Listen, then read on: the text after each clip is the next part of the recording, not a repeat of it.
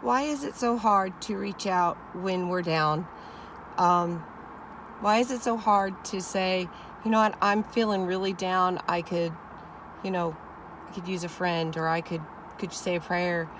I don't know about you guys, but I feel so embarrassed, like ashamed, like I'm not making the cut. I shouldn't be feeling down, especially since I'm supposed to have found Christ. I'm supposed to be happy, and I don't know. I just wanted to share because that's what these videos are about. It's my new walk, trying to learn what Christ said, get the meaning of His words, and let it change me so I can be the best version of myself ever.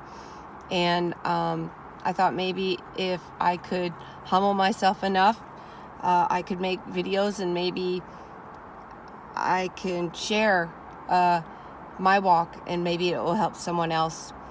So I wanted to share about how the world has changed so much, and if you're feeling sad, or maybe you're fine with it. I know some are just fine, but there's a lot of people that are really struggling with the changes, and feeling sad. I'm one of them. I keep going, and I keep trying to do my walk, and but I also have head pain and stuff, so it's I guess different, but the point I'm trying to make, everyone needs friends. And I was just gonna read what the Bible says about friends. I've got some stuff highlighted. It says in Ecclesiastes chapter 3 verse 9, 2 are better than one, because they have good reward for their labor. For if they fall, the one will lift up his fellow, and woe to him that is alone when he falleth, for he hath not another to help him up. Again, if two live together, then they have heat, but how can he warm alone? And if one prevail against him, two shall withstand him. And threefold cord is not quickly broken. And that's so true. You can always break a stick if it's by itself.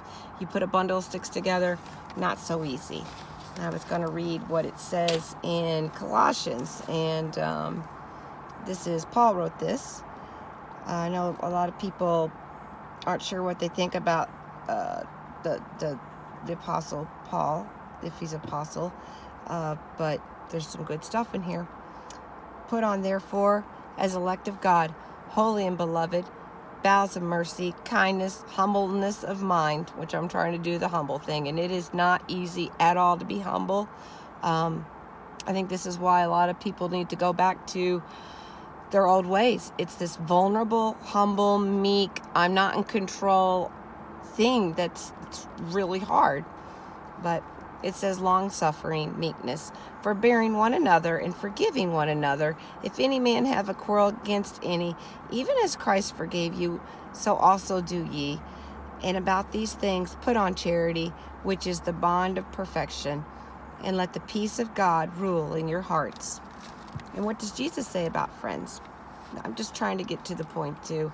Not only help others, that I find that's not so hard. If somebody calls, I'm feeling down, I feel good about trying to help and being a cheerleader. But when I'm down, I have a very hard time being like Peter and reaching out, like I'm talking about when he was walking on the water. He had to reach out. He had to reach up. In fact, it's not so easy. So here in the book of John, Jesus says, peace I leave with you. This is when he's talking about he's going to go, but that he has to go, and that he won't leave us. He won't leave us without him completely, and that a comforter will be sent. And if we call on him, he will intercede and help us.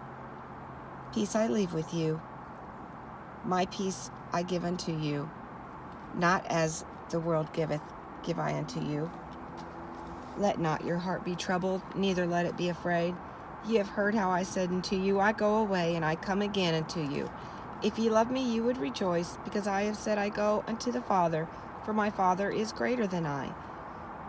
My Father is greater than I. So God. And now I have told you before, if it come to pass, that when it comes to pass, ye might believe. There's a lot of things that I'm seeing that I'm kind of, seeing is believing. Hereafter I will not talk much with you, for the prince of this world cometh, and have nothing in me. But that the world may know I love the Father, and as the Father gave me commandment, even so I do. Arise and let us go. And it says, if ye abide in me, and my words abide in you, ye shall ask, and ye will, and it shall be done unto you. If ye keep my commandments, ye shall abide in my love, even as I have kept my Father's commandments, and abide in his love. And it says, this is my commandment, that ye love one another as I have loved you. Greater love hath no man than this, that a man lay down his life for his friend. Ye are my friends, if ye do whatsoever I command you. I call you not my servants, for the servant knows not what his Lord doeth, but I have called you friends. For all things that I have heard of my Father I have made known unto you. And ye have not chosen me, but I have chosen you, and ordained you, that ye should go and forth and bring fruit. Whatsoever ye shall ask of the Father in my name, he may give it to you. These things I command you, that ye love one another. If the world hate you, ye know that it hated me before it hated you. So if you're having a problem in this world right now, and you're feeling persecuted, you know what? You're probably on the right track. If nothing's got no problems and everything's going your way, maybe you might want to think. Few. Anyhow, if you're of the world would have loved his own. But because ye are not of the world, but I have chosen you out of the world, therefore the world hateth you. The servant is not greater than his Lord. Anyhow, I just wanted to say, it says, but when the Comforter is come, with whom I will send unto you from the Father, even the Spirit of truth, which proceedeth from the Father, he shall testify of me. And let me tell you something. And ye also shall bear witness, because ye have been with me from the beginning. That's why I'm like the disciples, the apostles were there from the beginning. He called them out. We're friends, guys. If you love the Father, then you have many brothers and sisters. I being one, which is why I'm trying to make a video and hoping that even if one person sees this and knows that others are struggling, maybe you can say a prayer for me, and I'm praying for all of you. I know hard things are up on us, and I want to remind you that, or I just want to maybe reiterate to myself, this is my vessel. That it's not my vessel, it's the vessel of the Father. It's the Father's, because Jesus paid for it with his blood, and I'm not going to just throw it to the wind because I'm getting some pressures. I hope not. I'm trying to hang in there with my walk. I always appreciate anyone that shares with me with these messages, and I just want you to know I love all of you, and there's nothing that the world has that can beat the peace that I found in being under the Father. I used to want to do things my way.